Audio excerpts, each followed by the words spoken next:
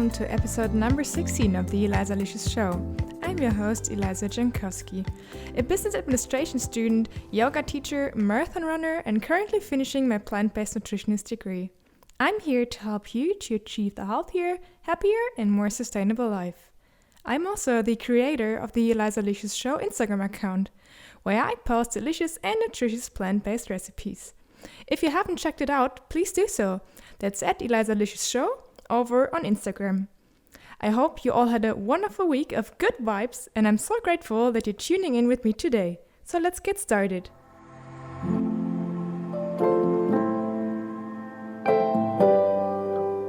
I'm super happy that I had the chance to chat with today's guest. I was interviewing Lucy Bartholomew, and she is such an incredible athlete. I'm impressed by her personality, by her achievement, and just everything. I mean, this girl started running ultramarathons when she was 15 years old. I still can't believe it. That's so incredible. And she's such a lovely human being. I really, really hope that I can meet her in person at some point, because you will always see her with a smile, and she's just such a lovely, lovely person. So I can't wait to share this wonderful episode with you. And I also have to say that I'm really sorry, because in the end I got really tired, because we actually recorded the episode at midnight, for me at least, because of the time difference. But everything else was super, super nice. So let's dive right into it. Okay, I'm here today with Lucy, and I'm super happy to have you on the show. Thank you so much for coming. Yeah, thanks for having me. I'm glad we could work out the time zones. Yeah, I said earlier to her that it's already 11 p.m. here in Berlin. Yeah, and it's 8 a.m. here, so I'm fresh out of bed. Perfect. So where are you right now? So I'm in Melbourne, Australia, at home with my dad and my dog. So yeah, we eased restrictions yesterday for COVID. So it's today's very exciting. I think everyone's gonna get outside and move around a little bit more. Nice. Where about in Melbourne are you? So I'm in the Yarra Valley. So from the city, you're going northwest about an hour and a half. So kind of where the hills start rolling. But yeah, it's kind of the middle of nowhere when you think of, you've got the Victorian Alps, and then you've got the beach, and I'm in no man's land in between. Have you ever heard of Sassafras? Yes, it's beautiful. I was living there. It's so green and so rainforesty. That's one of the places I'm super excited to get back to now that I can go run out there. Yeah, I'm super sad that I started running after my Australia trip, because this place was so perfect. And I'm so sad that I didn't run there. Yeah, you're just going to have to come back. I feel like there's two ways to experience life. Life as a runner and life as just a human. And you definitely would have experienced different things that time. And then this time you'll see things, and the trees will be the most amazing thing you see. Absolutely, absolutely. All right. So how is everything going at the moment? So you said that were you allowed to just go for your normal runs during the COVID? So we had restrictions on how far we could go from home. So we had 5-kilometer radius that we could travel. And then we had a 1 hour at one point, 1 hour exercise limit, which then got moved to 2 hours. And then now it's gone. And yeah, it was kind of, you can only leave your house for food shopping, for pharmacy, for study or work. And I think there was one other thing, maybe caring for other people. But yeah, so it was challenging, but they said we've been in lockdown, which is, there's different levels of lockdown around the world, and you see somewhere like Italy and Australia is not that bad. Yeah. And we just it's been, I think, 10 weeks.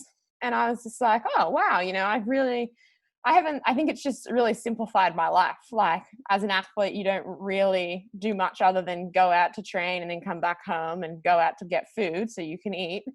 So I didn't really feel like my life was too much altered. It's just that I wouldn't normally be in Australia at this time. Yeah, yeah, yeah. So do you have a treadmill at home, or how do you do your long runs?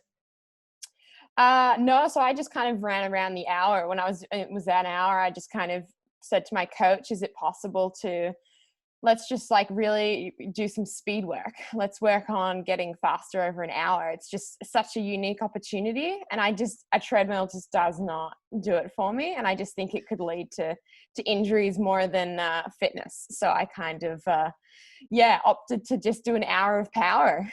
Yeah, I can absolutely agree. I did the treadmill thing for 1 kilometer, and afterwards I was just like, no, this is not gonna work. Yeah, you see some treadmills that you can, it's like a TV screen and it looks like a trail's in front of you. And I actually did some filming for a company that did it. And so you can run with me on a treadmill, but I don't have one of those treadmills. My treadmill is the one that has the numbers and actually just has like a track, and this dot moves as you move around this 400-meter track. And Yeah. yeah, I just can't do that. Like I go for trees and I like birds and I like moving in air. I just can't be on the one spot. Yeah. Okay. So what do you do when you're not running? Do you work, or is running your work?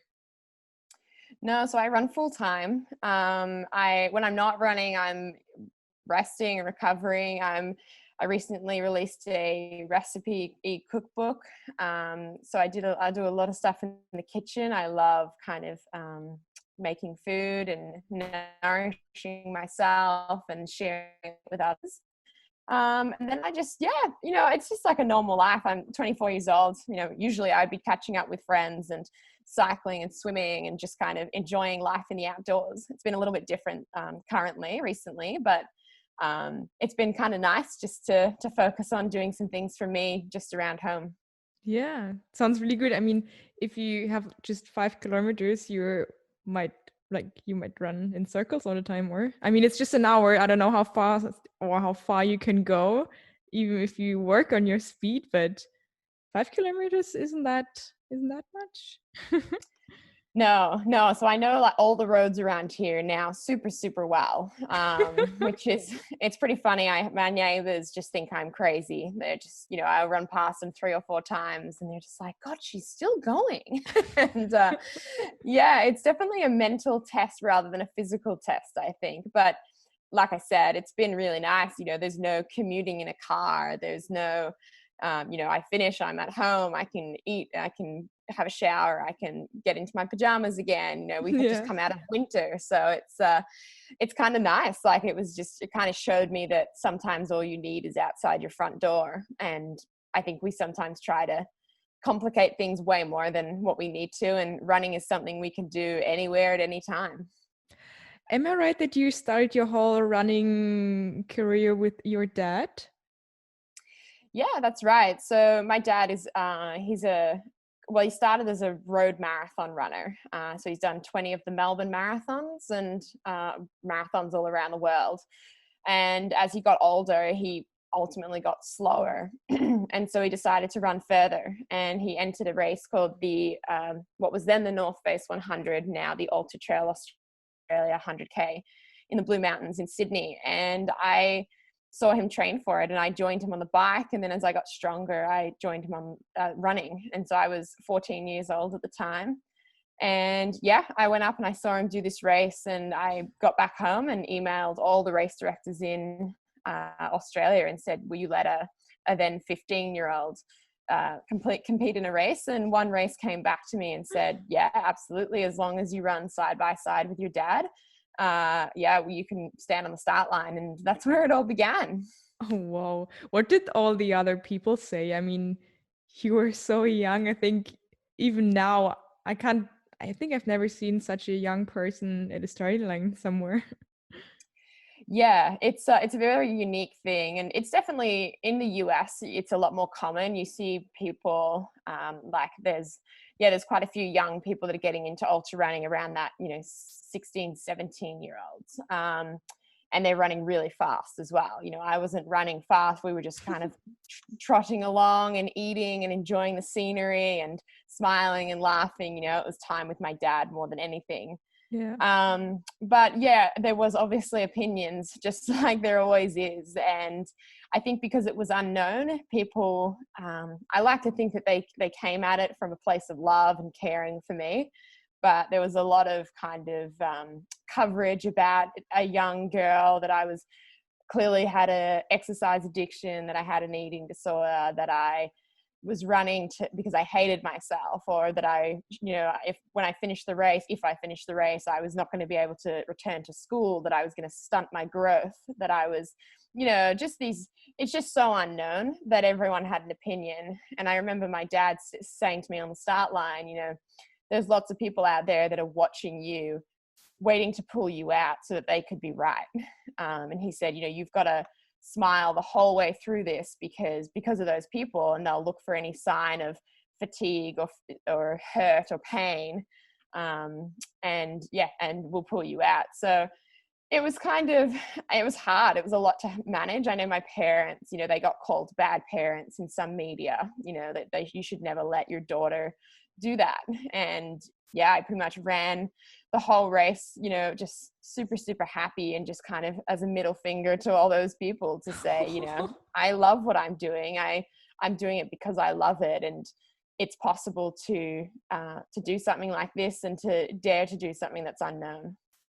That's so interesting. And with your family, were they all supporting you, or were there, I can't really imagine how your mother or your grandmother or like the family, how do they or how did they react?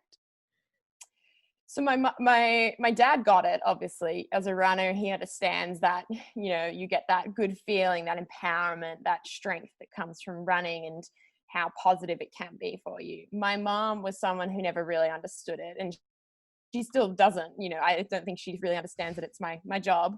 But she just kind of is very much, you know, do what makes you happy. And it was, she didn't get it, but she supported it. She was like, you know, I support Lucy's intuition that says that this is her calling and this is what she wants to do. I don't think she thought it was something I would continue to do. I think after the race, she was like, great, chapter closed, let's move on, like back to school. What are you going to No study? chance. Yeah. And instead I was like, finished the race and was like, okay, so 100Ks, what can I do next? And yeah, my brothers, I mean, same thing, like played ball sports. So kind of understood the sporting thing, but was like, you know, you can run, but do you have to run all day and for 100Ks? You know, like running 5Ks is plenty. And so again, but now my eldest brother is an ultra runner Oh, and really? and loves the sport. He's super, super talented. I coach him. And now we go for little family ultras, and it's just super fun. So do you all go to races together, or is it just like you just run in your like area and do your own thing? No, we all go to races together. Oh, So it's a cool. very much like when we've returned to Notschaele, Australia, which we have done a few times. It's kind of, you know, that's May, which is my birthday month. And it's kind of my present is them coming. And so we all fly up together, get a house together.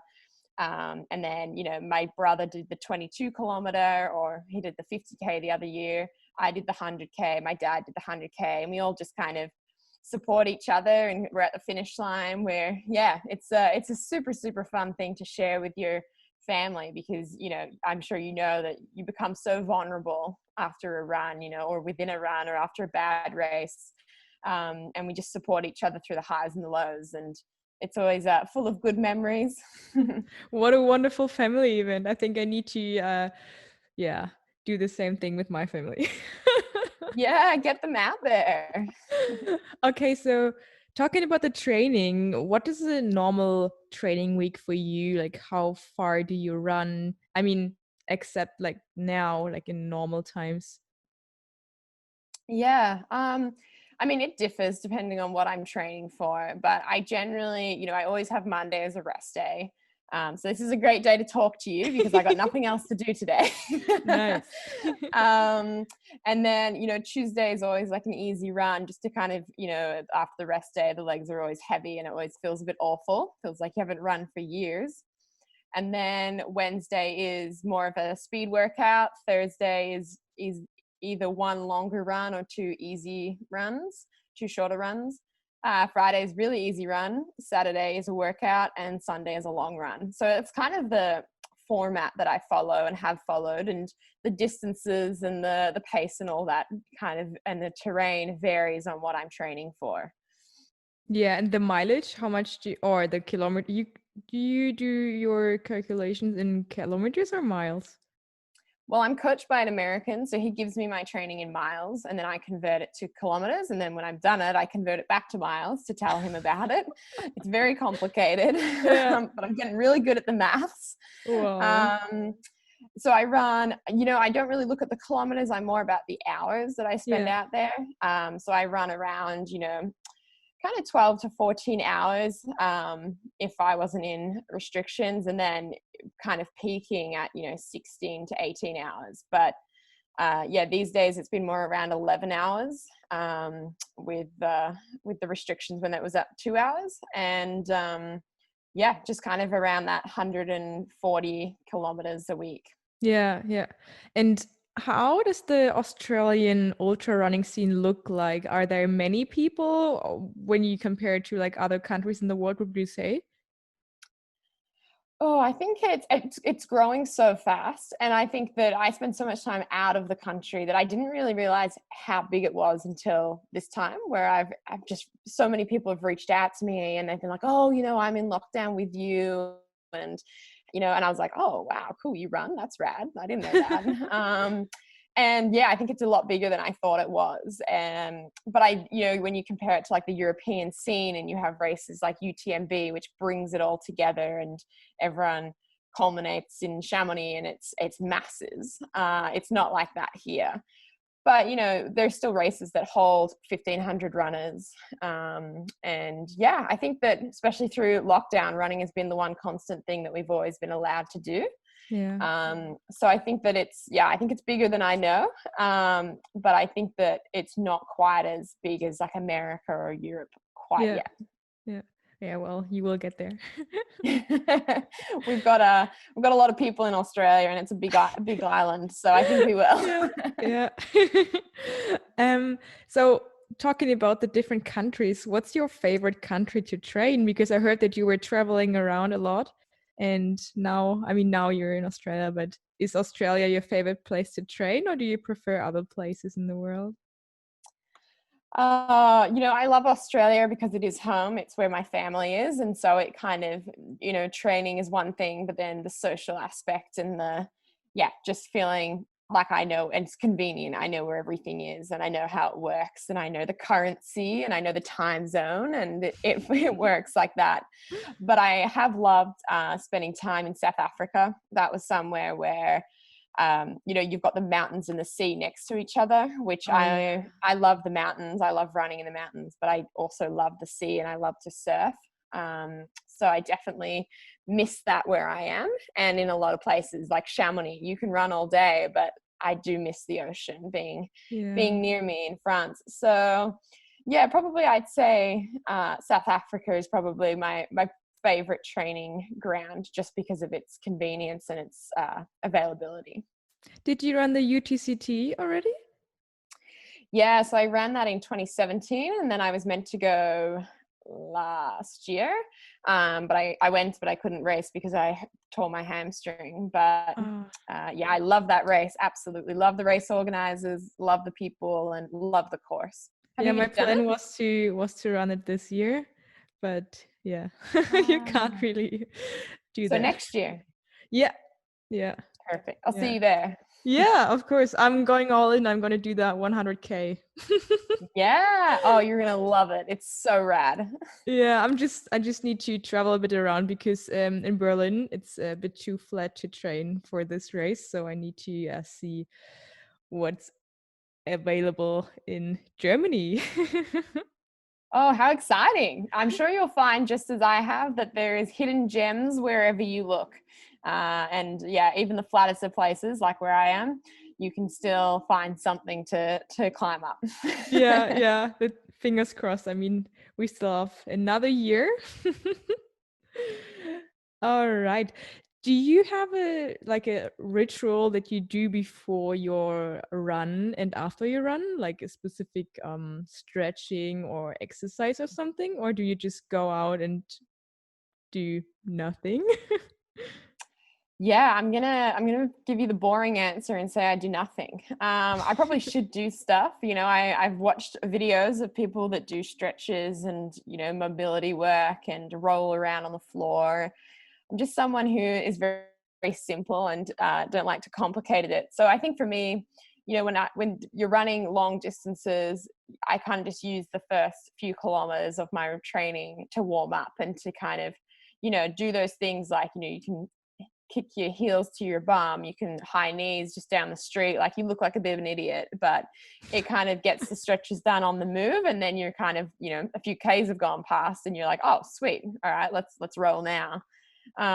So yeah, I don't really do any of the fancy stuff that I have seen people do, but maybe I wouldn't get injured and I'd be a better runner if I did. Do you do yoga or something? Yeah, so I practice a lot of yoga and kind of Pilates style things. And I do that more in the evenings just as a way of winding down after a day of either like sitting at my laptop or training. And yeah, it's more of my chilling out thing rather than my warming up and getting ready to go thing. Nice. What kind of yoga do you do? Is it more like a yin yoga or do you do like Ashtanga Vinyasa? Do you know the difference between them? Yeah, Okay. yep. I did a course in Bali for yoga, and I've practiced a lot in California and stuff like that. So I really like yin. At the end of the day, I think it's probably it's nice to do things super slowly when it feels like sometimes athletics is very fast paced. Yeah. But I do like the strength and the stuff that comes from vinyasa and ashtanga and other forms. But yeah, I'd probably say that yin is probably, I mean, it's super nice just to sit in one stretch and just lie there and think, yeah, this counts. Yeah, that's good. I used to teach Ashtanga yoga, but at the moment there's no chance to teach anything. But I have to admit that I go to yin classes at the moment and I love it so, so much. I Yeah, I feel sometimes like forget how mentally, amazing it is. yeah, I feel like mentally it's just such a switch off. I think we're in life, it's just constantly go, go, go. And I really struggled when I started yin to just sit there, like, and I remember my teacher saying to me, she said, Lucy, stop thinking and start breathing. And I was like, I am breathing, like I'm fine. And I'm thinking that if we like took 30 seconds off every stretch we did, we'd be done like half an hour earlier. And she's like, well, that's besides the point. Yeah, And but it's so hard. It's so hard. I remember my first class, I was actually crying all the time because we did like a hip opening thing, and the hip like keeps a lot of like emotions and everything, and if you work there you just start crying and you don't know why, and they said it before and I was like, I'm not gonna cry, come on, just get it done. And I was like, I couldn't like move and I was like, what's going on? I can't control this anymore. It's so, I mean, I have to say, it's just so funny to see everyone is crying in the class. yeah, I love that the openness of yoga and the people that attend, like if you put yourself in that situation and you've signed up for that class, and whether you know what you're getting yourself into or not, it's like going for a run with a stranger, right? And then you end up spilling your whole life secrets Yeah. and having a little psychology moment, and you're like, wow, I did not think I would be like talking about my ex-boyfriend on this run with this stranger. And yeah, it's just kind of like the same thing when you go to a yoga class. It's just having that open mindedness of like, whatever it will be, and Yeah. yeah, I'm willing to give it a crack. Yeah. So talking about recovery, do you have a recovery like routine that you do, or is yoga your recovery? Yeah, kind of similar to the warm up, in Okay. that I'm very simple in my approach to running. You know, you think as someone who has all day to train and to recover, I probably could do more things, but I kind of just like to do the basics well. So things like, yeah, yoga is great. Sleeping's really important. Eating really well, hydrating well, and kind of just being really intuitive. You know, like taking my dog for a walk and being a bit more mindful. I feel like that's going to beat any kind of, you know, like I've seen people that have these guns that shoot into their muscles, and I've seen these pants that blow up, and you know, and that's cool, like that's great. But if you look at kind of the best runners in Kenya, they're not doing all those things. They're just doing the simple things really, really well. And that's kind of what I'm focusing more on, because I just can't be bothered to do all that other stuff. And I don't want to pay for it really either. Yeah, I get that. I tried that after the New York Marathon last year, and these like pants where you put your legs in, they're super, super comfortable, and you almost fall asleep because it's actually, I can't really describe it, but it's super nice. But I don't think that I would pay so much money for it. Yeah, it's like getting your blood pressure taken on your legs, right? Yeah, yeah, yeah, yeah. Mm. So do you meditate, or is meditation something that you don't want to do? No, I do a bit of meditation. It's definitely something that kind of comes in and out of my life. It's something that, especially before a race, I find that I do get quite caught up in my own head and like a bit anxious, and I worry a lot about my performance and whether I've done enough. And meditation is an amazing thing for clearing that space.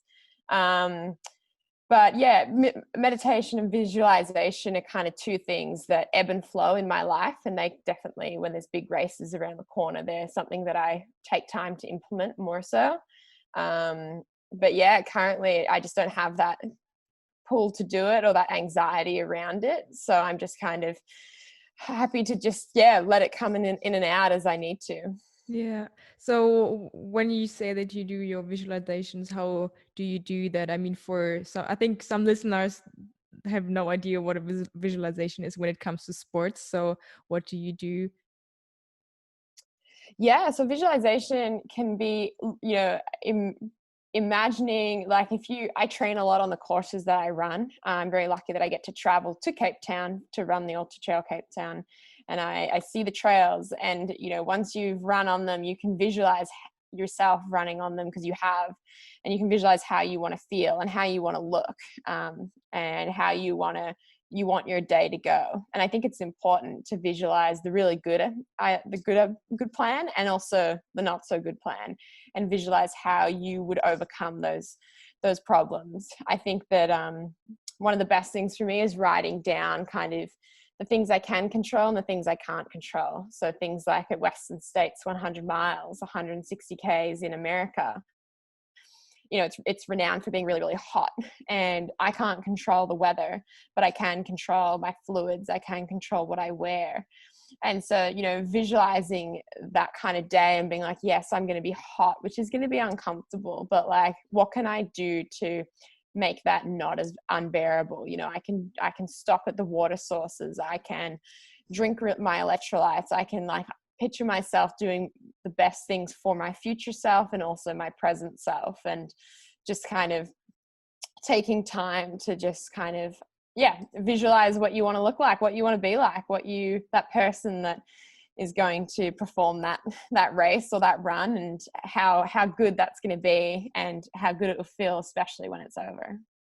That sounds super interesting because I mean, we might know what a visualization is, but I actually never thought about the pro and the con side. So what I can do and what I can't do.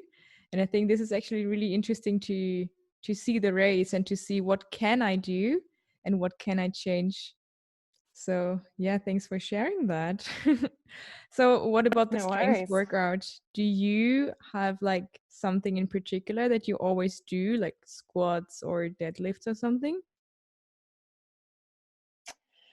I'm pretty flexible. I mean, I'm sorry, my answers are probably like, oh, she does nothing all day. No, no, no. I mean, that's the reason why I'm asking these questions, because it's always interesting to see what the athlete is doing, especially when they win races like you do? Yeah, so for strength, I make an effort to I have a garage that's set up like a gym, which has been awesome, especially with gyms being closed.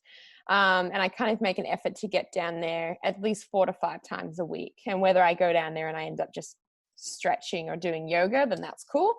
But I generally do try to do kind of the main four are deadlifts, squats, like walking plyo lunges or jumping lunges onto blocks or something. And what's the other one? And core work. Yeah. So, that kind of makes up my 45 minutes that I'm in the gym. It's not extensive. It's pretty basic stuff. It doesn't require heavy weights. It doesn't require too much coordination. But it's a lot of single-legged stuff because running is a single-legged sport. You're constantly jumping from one foot to the other foot. Yeah. And a lot of balance. And because of my hamstring injury that I had, I focus a lot on kind of strengthening that muscle because it's just a bit weak at the moment. Okay. But are you fine again, or is it still? No, it's good now. Yeah. So December last year was when I pulled out of Cape Town and came home, and then I went to Nepal and kind of just dismissed it and tried to run up massive mountains, and it got me through it. But I kind of came home and, like COVID being a blessing in disguise made me stay home and not run too much and able to look after it and strengthen it. Oh, that's good. I'm happy to hear that. So what is I am a melon? Yeah, so I am one in a melon. And it was, so when I ran Ultra Trail Cape Town, actually back in 2017, my stomach turned off. It just would not eat gels. And so I ended up eating watermelon because the watermelon in South Africa is the best in the world. And so I came into my crew points and my crew were giving me gels and I was like, no, I can't eat that. But I can't, my stomach's really okay with watermelon and Coca-Cola. So we'd fill my flasks with Coca-Cola, just any calories we could get in. And I'd walk out of the aid stations or run out with, two pieces of watermelon in each hand, one in my mouth, a few in my backpack, just enough to get me to the next crew point where I could load back up. And all the photographers are at the crew points, and all the photos are of me eating just gigantic amounts of watermelon and holding it and looking very, very odd, Anyway, I came home after winning the race and I was on national TV, and they normally have the teletext at the bottom that says, Lucy Bartholomew, and it might say, won the Ultra Trail Cape Town 2017. But this time it said, Lucy Bartholomew, known for her excessive amounts of eating watermelon.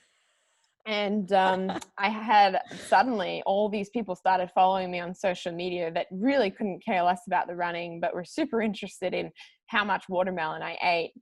And it kind of then became my logo. I would travel the world and people would gift me watermelons. And it was very, I feel very lucky, very blessed to have eaten all these watermelons gifted to me. But it kind of became my logo. And so when I got into Western States, we made the course profile into the watermelon as a bite. And we sold 4,000 t-shirts with the watermelon logo on it. So it was called Team Lucy. And then I got to the end of 2019 and I didn't love that it was like Team Me. I'm not really a person that's like, oh yes, you are all my followers and I am this person. But I kind of feel like everyone is equal, and I stand on the start line with all these people, and there's, I want to be your biggest fan. I want to be your cheerleader. So the one in a melon thing was something that people kept saying to me, or they'd send me birthday cards that said it.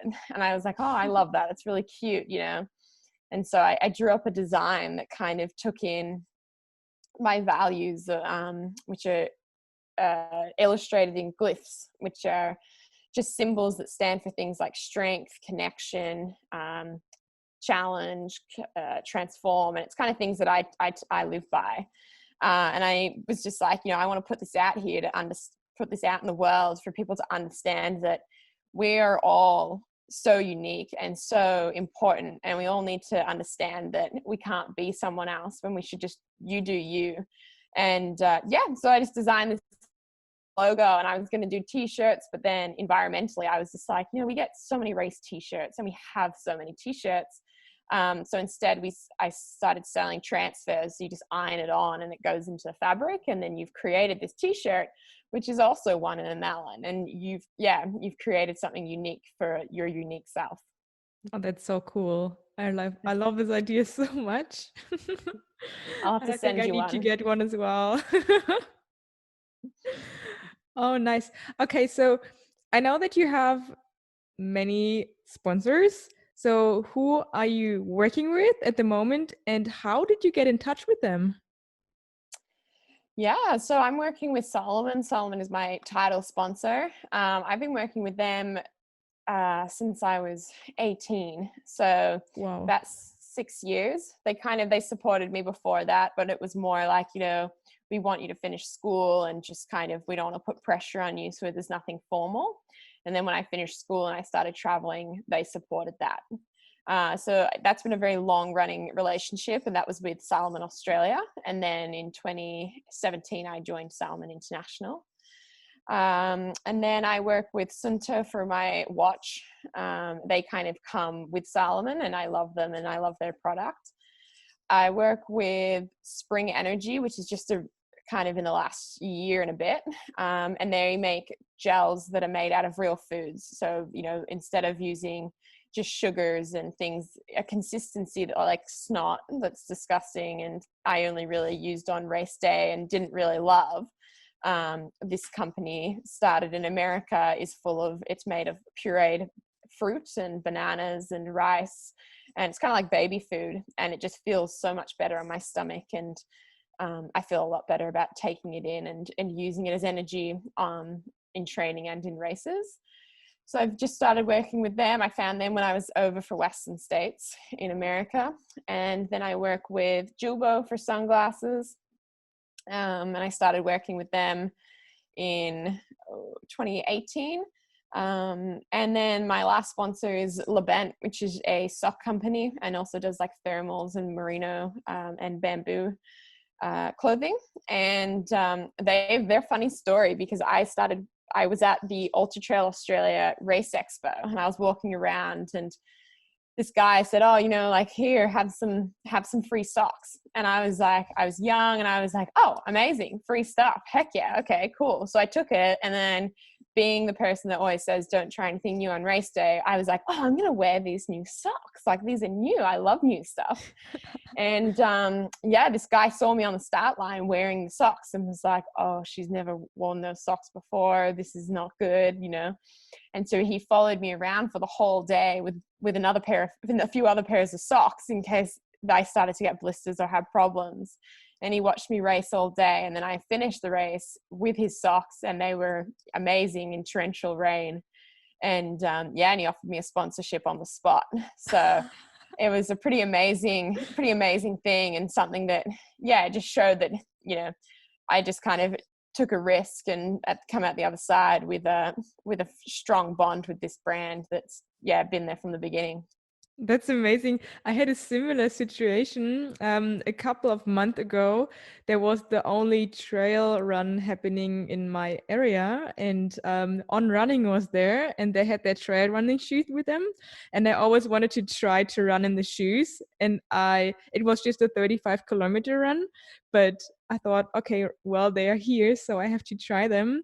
And I tried them. I was amazed, and of course, I was scared that something could happen, but nothing happened. It was a really nice race, and I actually started working for them afterwards because I was impressed by the product. And now, actually, I ordered the same pair of shoes yesterday, simply because I was running in Nike trail shoes before, but I don't really like them anymore that much, and the On shoes were much better. So yeah, sold on the point. Yeah, I feel like, like, things come into your life for a reason. You were meant to try those shoes on. I was meant to Yeah. wear those socks.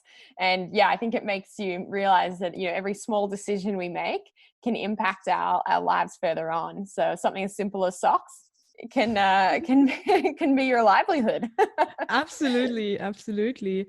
Okay, so I know that you were into trail running, but have you ever participated in a world major marathon? No, I haven't. So I've never actually run a marathon on the roads. I've run through the marathon in ultras. But I was thinking, like, with the change in training, that I would try one in either early 2021, or if there'd been one in the back half of this year. But yeah, I feel like the idea is great, and then the actual idea of training for it, and the the training and the repetition, and just kind of the work that needs to be put in. I don't know if I'm quite ready for it, but it's definitely on the cards. I really would love to be experience that and that side of the sport. It's so funny when you say you're not sure if you're ready for it and you run like, I don't know, what is the longest run that you've ever done? 164 Ks.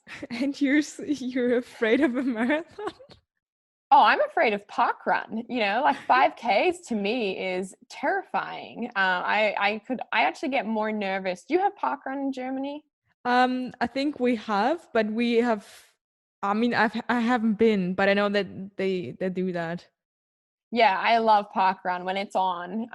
When people can gather. My local park run gets like 300 people, and Wow. it's super super fun. Everyone just hauls around for 5 kilometers, and I get more nervous before that run than any other ultra, because you get to go slow and you get to eat and you get to walk. And in a 5K, everyone's looking at you, and your face is red, and you can feel your food coming out of your mouth. It's a little scary, and I think the marathon would be like that too. So there's nowhere to Oh. hide.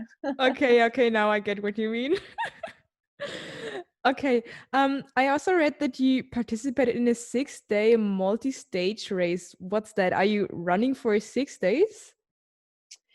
Yeah, so I've done 3 multi-stage races now. I did one in the Simpson Desert in Australia that was 250 kilometers over 6 days. So I did that when I was 17. Um, Wow. so it was a marathon for the first 3 days, then a 30K day, then an 80K day, and then a 5K, something like that. Don't quote me, I didn't do the maths on it. And I loved the experience. I went there, so into the middle of the red sand desert in Australia, and I remember doing the first day's marathon and going to my tent and just crying because I didn't think I could do it. I was just like, that was so tough. Marathon took everything out of me. But I woke up the next day and I said, well, I've got nothing else to do today except for stand on the start line and put one foot in front of the other. And so the second marathon, I kind of found my groove and I enjoyed it, and I found some nice people to run with. And on the long day, it was my first time running at night, and I was terrified of kangaroos or something hurting me in the desert. So I ran really fast to run with the lead pack, because I just wanted their headlights and I didn't want to be alone.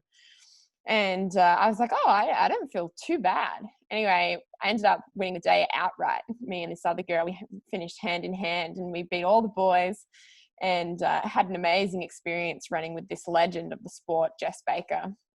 Oh, And yeah, and then we just finished, the last day is kind of a day of celebration, not really racing.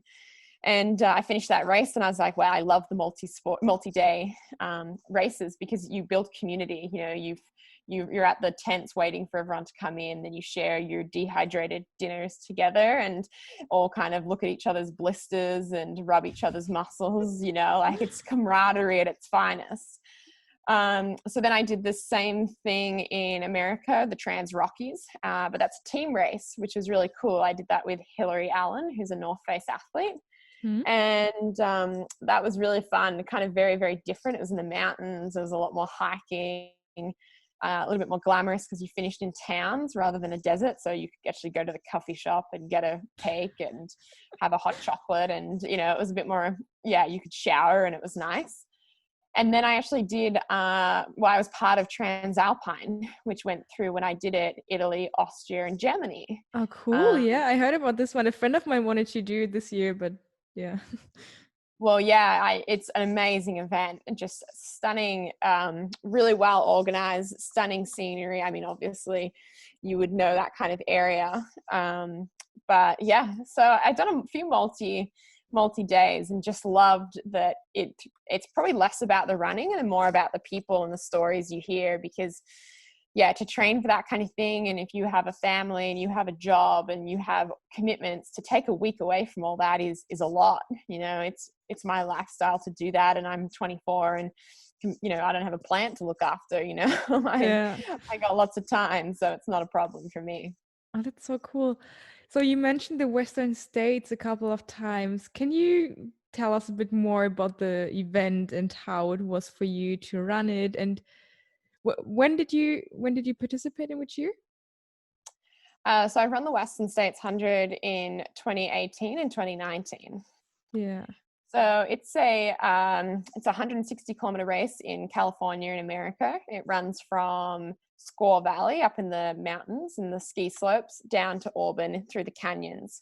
So it's in June. It's renowned for being super, super hot, up to 50 or high 40 degrees Celsius, 100 degrees Fahrenheit, whatever you use. And yeah, it's a race that's really hard to get into. So they only let about 350 people in, I think. And to put that in perspective, my dad's been trying to get into that race for 8 years. So each year you have to qualify, you put in your tickets to the lottery, and each year your tickets double. So I put in this 1 year in 2017, and I didn't get in, and I thought, oh, okay, cool. Like I'm so young, I got plenty of time. I'll be able to run this race one day. It was kind of the one race Dad and I we'd watched Unbreakable, which is an amazing documentary on it. And yeah, it was just kind of like, that would be my bucket list race. And so I kind of started to take my off season at the end of 2017. And I thought, in 2017, I'd done 5 100K races, and I was pretty tired from all of that. And I thought, maybe I'll do the short stuff. Maybe I'll do some sky running, like up to 30K, maybe most 50K. And I kind of started to build a plan around that and booked some tickets to Europe and Transvolcania and some other races. And then I got an email to say, we'd like to offer you a bib from Ultra Trail World Tour to the Western States. And suddenly it went from, I want to do maybe 30K, 50Ks to, holy crap, I need to run 100 miles. And I just, my off season was finished that day. I suddenly was like, if I'm going to have an opportunity to stand on the start line, I'm going to give everything to be in the best shape, physically, mentally, and emotionally for it. And so, yeah, I trained towards it. I trained as hard as I ever had. I was in good shape. If you want to talk about fitness, I was probably overcooked by the time I was on the start line. I think I out-trained myself a little bit, but I was able to run an amazing race, and to lead for 100 kilometers and then to hold on for third place as the youngest competitor in the field. And yeah, it was an amazing experience. So then I went back in 2019 and kind of, visualized the exact same experience, but holding on for the win. And yeah, from the first few steps, I just knew it wasn't going to be the same day, and had a big slog to the finish. It was a very long 100 miles, and certainly wasn't the day I wanted. So, but I am back for 2021. So the story continues. Nice. I think it's such an interesting race when you hear the story from all the different athletes. I mean, did you read the book from Scott Jurek when he was talking about? Yeah, I think Yeah, his story definitely. was super interesting. And same with Gene Canassis. I think his story is also really interesting because he didn't know anything about it, and then out of the nothing, he was just like, "Oh wow, there's this race. Sounds nice. I need to get in." Yeah, I mean, it's a race of heroes. Everyone that stood on that start line, it's incredible at what people go through to get into the race. And then it's just, it's called the grandfather of ultras. It was kind of, it Yeah. started off as a horse race, and then someone's horse got lame, wasn't able to run. So he decided to run and see if he could beat the 30-hour cut off of the horse race. And now you have 350 people, but you have tens of thousands of people entering into the lottery and daring to give it a crack. And it's something so special about that race, and I feel very privileged to have been a part of it. What about your dad? Did he get did he get in already or not yet? No, not yet. So obviously with it being cancelled this year, everyone rolls over to 2021. So he'll Yeah. apply in December next year. And then hopefully, I mean, that would be my dream, is for him to get to experience the race, and for me to be there in any capacity as his crew, as his pacer, on the start line as well. But I know that that's kind of his life goal. So I'm hoping it will be for him. I hope so too. So what was your favorite race so far when you reflect on all the races that you did?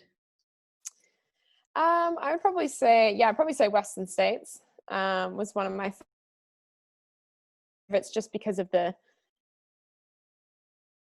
and how exciting it was to be a part of it and to get a bib. I really loved UTMB in Chamonix. I didn't run the UTMB, but I just love the atmosphere and the environment there. It's so unreal, just the energy that you're facing.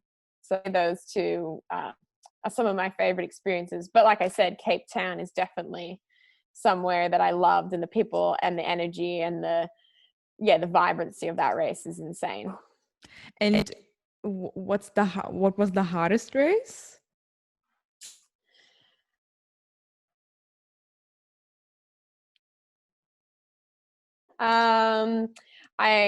I think the PDS race that I did, it was a really interesting race. It was, and I started the race with really high kind of expectations, and the pressure I put on myself took away a lot of my energy and also kind of shifted things. And so, within 10 kilometers, I was doubled over with cramps in my stomach, and I was throwing up, and I was really, really unwell. And I remember thinking, okay, like, I'll just walk to the next aid station, and, perhaps I'll stop. And I remember getting to the aid station, and I told my crew at Salomon, you don't have to crew me. Like, I'm this really nice. Um, expecting anything from me, my stomach recovered, and it kind of showed me sometimes we are and we create problems for ourselves, when in fact, if we just focus on one foot in front of the other and the simple things, and just having gratitude for the view or the people or the soup at the checkpoint, then that can be enough. And when night came, it became even more simple. You can't see the trees and you can't see the views, and instead I just focused on my headlight and the headlights in the distance. And I went from, before I was sick, I was second female, and then when I got unwell, I dropped to about 35th female, and then by the end I finished in 5th. And it was kind of this really key moment for me, understanding that the race is never over, and you can come back from what feels like the worst thing ever. And just got to believe. That's so nice to hear that, because I mean, even in the marathon, you feel that you're in this whole like emotional up and down all the time. And I think in an ultra race, you have this for like a much longer time. And I think this is the magic about the sport, that you have so many opportunities to change every situation and to do the best that you can do in every situation. And yeah, so I actually can't wait to finally do my first like longer race. So fingers crossed that I can do that next year. Yeah, I mean, they say you live a life in a day in ultra running. You have these really high moments and you have these really low moments, and it's being able to understand that everything passes. The good will pass, and not getting too caught up in, oh, I'm feeling great, this is going to be great, like this is going to be the best, this is how it's going to continue. But also when it's not going well, being like, this is not forever. And Yeah. especially just having that gratitude for I put myself in this position. I have the freedom to enter this race. I've chosen to do this, and I can make what I want to out of this. Okay, I have to admit, I was listening to Emma's podcast. I can't really pronounce the name of the podcast, but you were talking about, I don't really know what race it was, but something happened to your butt cheek. Yes. What was that about? Emma Abrahamson, her podcast is Combos Over Cold Brew, which is a cold coffee. I don't really know. I don't drink coffee. But I was in Norway for the Tromsø Sky Run, which is a race put on by Kilian Jornet and Emily Forsberg. And I was up and running with Kilian, and I slid down a ski slope, and I took off layers and layers of skin, and as a ski burn, a sunburn, as I zigzagged down on my bum, and I ended up, and I learned the way to descend snow slopes is sometimes not on your bum, and especially not if you're wearing short shorts. Oh, Jesus Christ. Yes, it's a quick way to take a few inches off your bum. Oh my God. Oh my God. When I heard this story, I was like, oh my God, this sounds so painful. Yes, I had many messages about my bum from that podcast. Oh, can you imagine that? Oh God. Um, I was reading the text on your website about you, and you're talking about yourself, and I was wondering what getting out of the comfort zone means to you, because you were talking about getting out of the comfort zone, but as an ultra runner, I think your comfort zone is something else than, for example, the comfort zone of someone who's just running the 5K. Yeah, well, I guess, outside my comfort zone is running the 5K, and it's running the marathon, and it's training a little differently. We all have these comforts in life. We like our consistency, and we don't really like change. It's been, we all find comfort in kind of being able to, put the heating on at home, and then getting to our car and turn the air conditioning on, and then get to our office, and kind of having these routines. And so out of my comfort zone is changing that. And I think after traveling, the next time we get to travel, I think we'll be out of my comfort zone, because suddenly this is my comfort. I'm pretty happy in my 5-kilometer radius. I'm pretty happy just with my dad and my dog, and eating what I normally eat, and running where I know the tracks super, super well. But I feel like, you go outside your comfort zone, like traveling to South Africa, as a young female, it's definitely, that area has, you hear not great things on the news sometimes about it.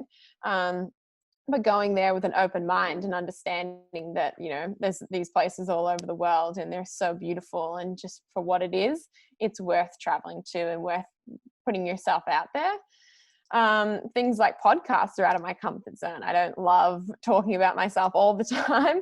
But I understand that if one person hears this and is inspired, or if one person hears this and goes, oh, me too, like, I understand that, then that's worth it. And so, all those things, I still find it uncomfortable to say that I'm a professional athlete as a job, because it just doesn't feel like that's a worthy thing to be in this world. But so there's lots of things that take you out of your comfort zone, and just kind of embracing all of them, and trying to understand how I feel about things, and what makes me feel good, and what kind of challenges me to feel otherwise. Yeah, I think you're a perfect example for someone who's actually following their passion, and who's trying to make the best out of their life and stay happy, stay in the moment. And I really love that. I have to ask you what you take with you when you go to a race. I mean, except running shoes and running clothes, what do you take with you? Yeah, wow, what do I take with me? Again, like it's pretty simple. I don't take a whole lot. I think if you have too many things to choose from, then it becomes overwhelming. So apart from my running shoes and running clothes, I obviously have everything that my sponsors give me. So, um, I've got my nutrition, I've got my jackets and stuff that I'll need. I've got my sunglasses, my hats, my socks, that kind of thing. And then just a change of clothes afterwards, and I always travel with some peanut butter or some food with me so that I can always make up something to eat. But yeah, otherwise, I've always got pictures on my phone or things that make me feel good, music that makes me relax, or amps me up, whatever I need, and usually a book to read because I feel like when we travel we need to have things that like exercise and the race stuff, but then stuff that also has nothing to do with it and you can escape from. So do you run with music in general? No, I don't really run with music. I kind of went through a stage, especially during this lockdown, of running with podcasts. I think because of the lack of social interaction, I really enjoyed listening to conversations because it kind of allowed me to feel like I was with people and friends. Yeah. But that kind of ebb and flow again. Like sometimes I just want to listen to the birds and my breath and nothing. And sometimes I just want a distraction from all of that. And I just want to feel like I'm listening to two friends having a chat. So yeah, music, not so much. I don't really like, it doesn't really amp me up to run really fast or anything like that. It kind of just, the headphones frustrate me and I can't hear cars or I can't hear my surroundings. And I don't really need Taylor Swift in my ears to help me run. Nice. Okay, so talking about the nutrition, you're plant-based, is that right? Yes, that's correct. So when did you become plant-based and why did you choose that? Yeah, so I became plant-based when about 6 years ago. I chose it because at first it was out of just interest for health and fitness. It was kind of the new thing to do, and they were talking about how great it can be for you. And so I thought I'd try it, but I didn't think I'd stick to it. But my parents, when I said that I was going to try it, they said, "Well, you're going to got to try it and do it right." So I did a lot of reading and researching about how to create meals that are nutritionally balanced. You can't just take something off your plate or cut out a food group and expect your body and the balance to still be there. And then as I started reading about what I can make and reading about, why it was good for me or whatever, I learned more about the environmental and the ethical side of things. And as someone who the outdoors is my office and it's my playground and it's my love, when you can decide where you put your money towards when you buy food and when you create meals. And then when you're in Europe and you're running past cows and you're running in Australia and you're running past sheep and pigs and animals, kind of having that connection with all those things, I just decided that, I have, we don't have that many choices in life sometimes, but what I eat and what I put into my mouth and what I buy at the supermarket is something I can definitely control. I earn my money hard. I work hard to earn my money, and I want to put that money towards things I believe in and things I value. Oh, this is a really nice answer. I like that. And did you feel a difference? I mean, did you feel better? Did you sleep better or something? Yeah, I think, anything you change, you'll feel different. And, our bodies are amazing in that they can withstand a lot of change and we can tell ourselves we feel good and that this is sustainable. I definitely found that I didn't have any like cramps or anything that I was getting before. I think that like dairy and stuff like that didn't really work for me. My skin was obviously I was an adolescent, but I had pimples and stuff like that, which cleared up pretty quickly. But also sleep. So one of the biggest things is, when you eat, if you eat a piece of meat, it takes about 17 hours for it to digest. So if you eat a piece of meat at 6 p.m. before you go to bed, that time when you're sleeping, which is meant for recuperation and growing muscle and getting stronger and repairing and growing. Instead, it's all that energy is going to digestion. So, 17 hours, you sleep for 12, you wake up, and then you have breakfast and you put some more stuff on top of that steak that's still trying to get digested. And so that time isn't being used really efficiently. If you have a plant-based meal for dinner and you have some beans or some tofu, it takes about 6 hours, 5 hours. So, you have a few hours before you go to bed, and then that energy can be used for your recovery. And that was kind of the biggest thing, was when I read about that, I thought, if anything, I just will eat plant-based at dinner time, because that recovery and that sleep is so important. And then I realized, as an athlete, if we can optimize that throughout the day through breakfast, snacks, and lunch and dinner, then your body is just going to be so much more efficient and so much have the ability to process and grow and strengthen so much more. So that was kind of the biggest thing for me, was the recovery, which then allowed me to train harder, which made me able to race better, which made me able to feel better, which made me able to to kind of give more to the world. So it was kind of just like a flowing on thing. Okay, and do you also have you tried Beyond Meat or any other like processed foods? No, I kind of tried to do like the less processed, the better. Like, to me, plants over processed. So I kind of keep it really simple. I'm more about like the beans and the lentils. My food is very earthy, and very just kind of, super, super simple. Rice and beans is very happy Lucy. I don't really do the Beyond Meat. I haven't tried it. I've heard it's crazy. And if it's going to get a few more people to eat a plant-based meal, then I'm stoked for it. Yeah, my mom really likes it, but I don't know. I had one bite and I just didn't like it at all. And it's actually funny because I actually became vegan when I was in Australia, because I was living in a vegan family and they like, showed me everything. And when I came back to Germany, I noticed that Australia is more vegan friendly than Germany is. So I think it's always nice to like see how different all the countries are. And especially with the hummus, I think in Australia we always got like this 1 kilo jar of hummus. I'm not sure if you still have that there, but we don't have that here in Germany.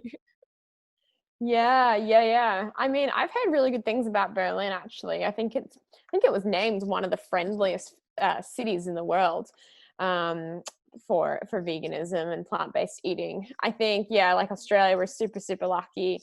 But you do pay to get all those expensive things. I think the cost of Beyond Meat and the cost of mock meats and anything like that is, I just, again, like, I have the money I have, I don't really want to put towards that when I could just eat some lentils and get the same nutrition, and without the kind of like, oh, great, it like fake bleeds. Like, that Yeah. doesn't really do it for me. And like I've kind of said throughout this podcast, is that I'm very simple in my approach to everything, and that includes kind of the foods I eat. So when you race, what do you take? Do you take like normal food, like except the watermelon and your spring energy gels? Is there something like that you really like to eat, or is it just something that comes and you crave it, you just take it? If I'm doing like a long race, like 100K, 100 miles, I might have my crew to have like potatoes with salt on them, either roasted or like just steamed or boiled. And sometimes I might make like a wrap that has like avocado in it or something. So it's just kind of those things. Watermelon is sweet, gels are sweet. So just kind of breaking up that, because you get this thing called palate fatigue, where you just kind of, your body doesn't want sweet and it wants salt. And especially when you're sweating, it's really important to put in those minerals. So just kind of different textures and stuff. And it keeps it exciting, keeps it fun. And that's kind of what I do. I'm actually quite curious, how was the reaction of the athletes around you when you decided that you go plant-based? Did they say something to you that you have to be careful, especially in the ultra running world, or how was that for you? I think a lot of people saw, like, I had my passion for food and cooking before I went plant-based, and so I think people knew that I would take the time and the effort to create foods that were nutritionally balanced and yeah, full of good energy and stuff like that. I think people didn't think it would last long. I think that, and I still get, it's such a divide in culture and in lifestyle, and people always have an opinion on everything, and there is definitely, it's a very debated subject, is what we eat. And I know that I have a lot of people, or a few people that follow me, that are very much about the paleo and the carnivore diet, and that's totally cool. And like, you do you, if that makes you happy, sweet. But yeah, just understanding that what works for one person won't work for another person, and I do what makes me happy, and that's all I can ever do. But yeah, I think people were just kind of like, well, if she's happy, then that's sweet. But if it affects her performance, then she'll know that's a problem and she can change it. So I'm just kind of, yeah, just as the wind blows. Nice. And why did you decide to write your cookbook? I mean, was there something like a lag where you thought, okay, I need to fill this with my knowledge? Or was it just like, okay, I love cooking so much and I want to share my knowledge? Yeah, I just kind of, I've always put my recipes on Instagram, and then I moved them all across to my website because a lot of people said it was hard to find the posts. And then, I love cookbooks and I love just flicking through them. So, it's something I've wanted to do for 3 to 4 years. And then I had this amazing time where I couldn't go out running all the time and I wasn't traveling, and I had a kitchen and dad and I had to eat. So I thought, this is a great time to use this opportunity. And then, so yeah, I decided to do an ebook because it's kind of like a financially, everyone can download it across the world.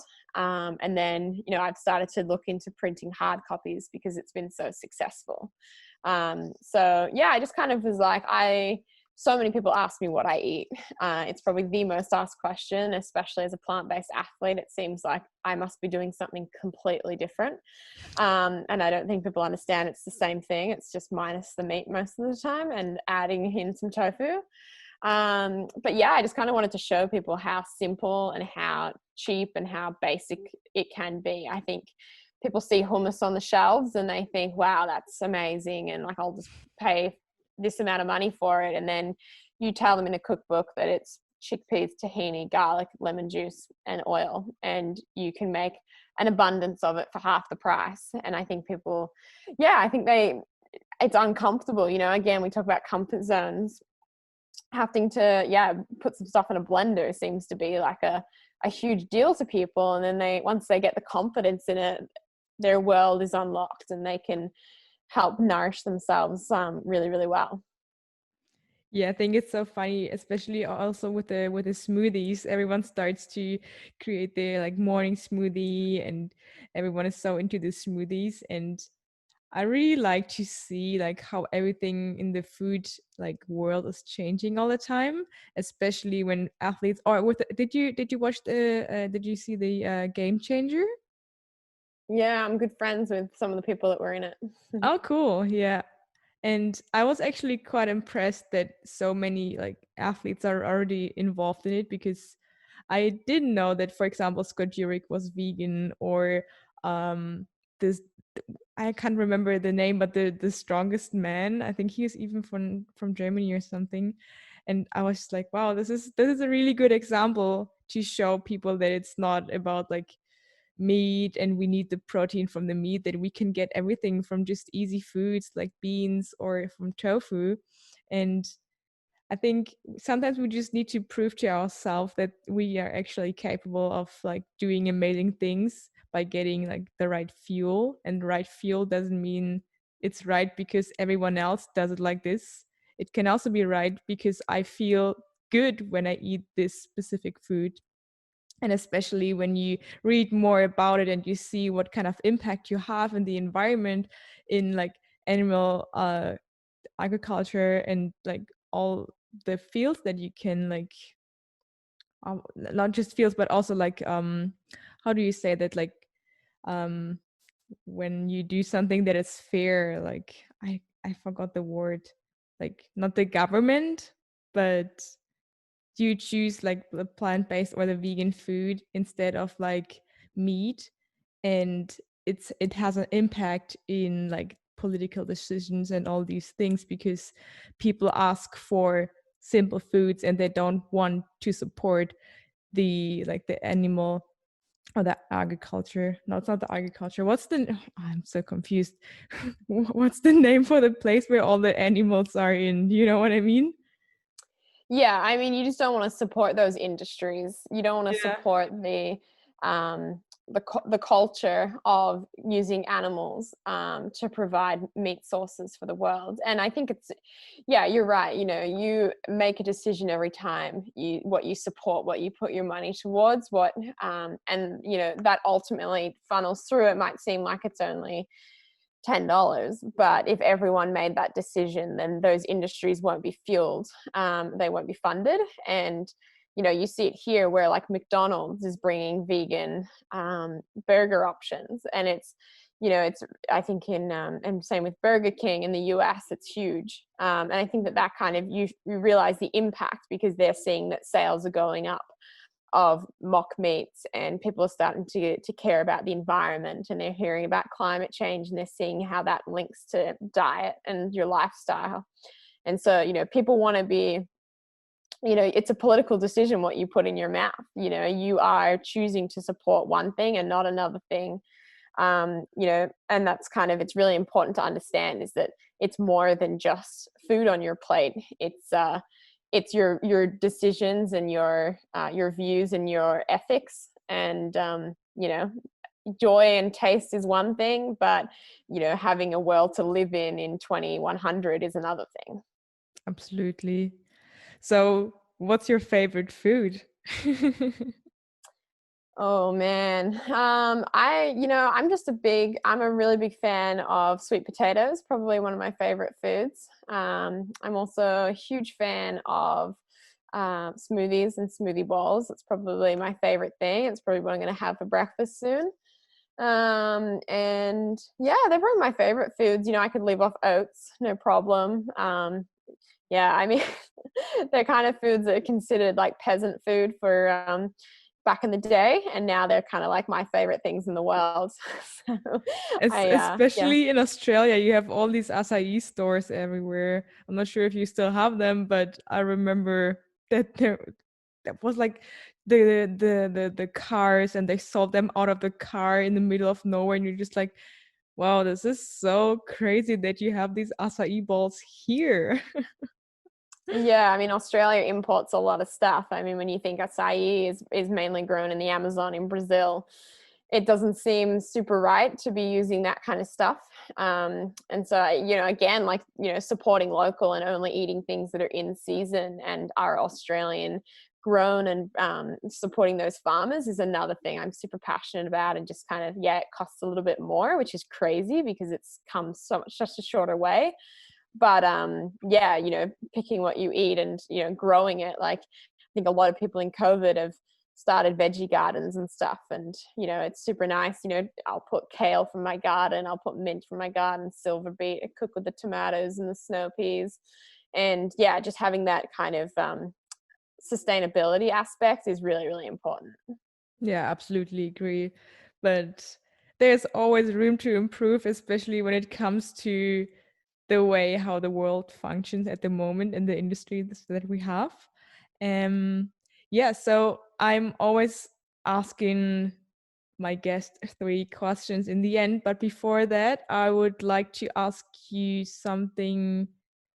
It's not something in particular, but where can people find you when they want to learn more about you and when they want to order your cookbook or see more about your races that you did? Yeah, so I'm mainly active on Instagram, so Lucy_Bartholomew. I use Facebook, but it's usually just the copy and paste of the Instagram stuff, so it's not super exciting again. You can follow my training on Strava at Lucy Bartholomew. And then on my website, so at lucybartholomew.com, is where you can find my blogs, race pictures, my shop where you can buy the 1 in a melon things, where you can download the cookbook. But yeah, that's kind of where I'm at. Nice. Okay. Okay, I have something in mind before I ask the last questions, but do you still have another race this year? Yeah, I don't know if I do. It's so hard to know. Okay. But yeah, it's kind of in the unknown at the moment. Okay. So then we can start with the last question. So, first of all, a book that inspired you. I'd probably say Scott Jurek's Eat and Run was a combination of the two things that I love. You know, he's plant-based. He talks about Western states. He talks about, you know, experimenting on himself and kind of finding his limit and his potential. Yeah, I think I've read that book maybe 3 or 4 times, and I've always gotten something different out of it every time. Yeah, I'm the same. I love this book so much. It's so nice. And I was so inspired by his story that I actually ordered the North as well. That's a good one too. Oh my God.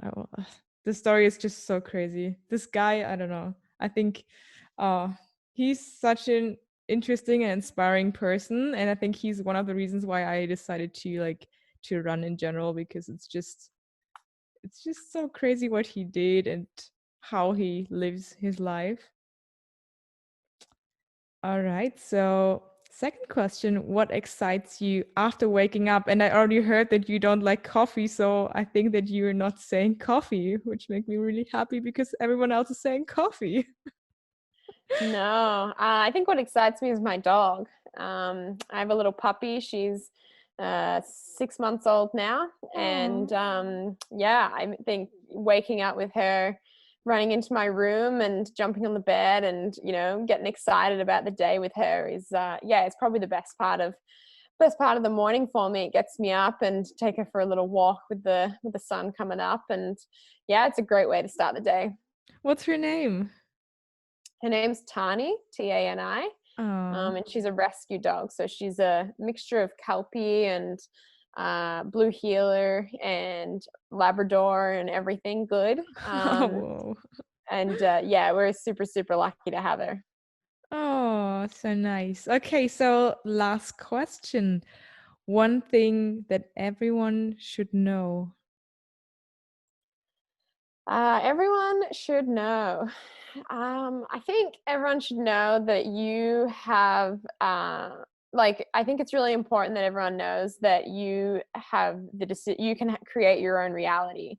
You know, I think we hear stories and we hear about the way life should be. We should leave school. We should get a job. We should settle down. We should get married, have kids. And I think understanding that you don't have to do that and you can dare to be a little different, and you know, yeah, that just if you move forward with confidence and you chase your passion and you know, chase what sets your heart on fire, then you'll never lose, you never do no wrong, you'll just learn along the way, and that'll make you happy. And so that's kind of my biggest thing is like, you do you and just do what makes you happy, and don't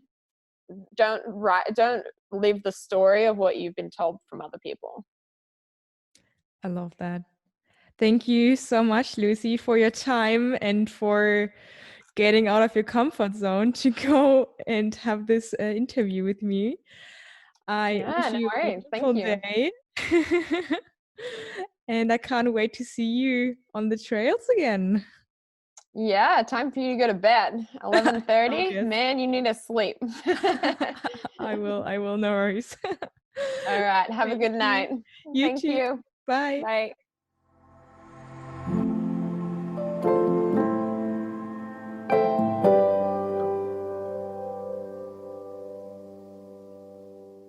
Thank you so much for tuning in with me today. Make sure to let me know how this episode resonated with you by tagging me under @ElisaLicious over on Instagram. That's where you can also send me a DM if you have any questions or suggestions. If you want to know more, make sure to head over to elisalicious.de where you can find the show notes for each episode. And please make sure to pop over to iTunes and leave me a rating and review. And hey, if you like what you hear, check out my Patreon page where you can support my work. I appreciate that so, so much. Big thank you to Tanja Notschaele for graphics and music by Temple Hayes. Have a wonderful rest of the day, and I'll see you next week.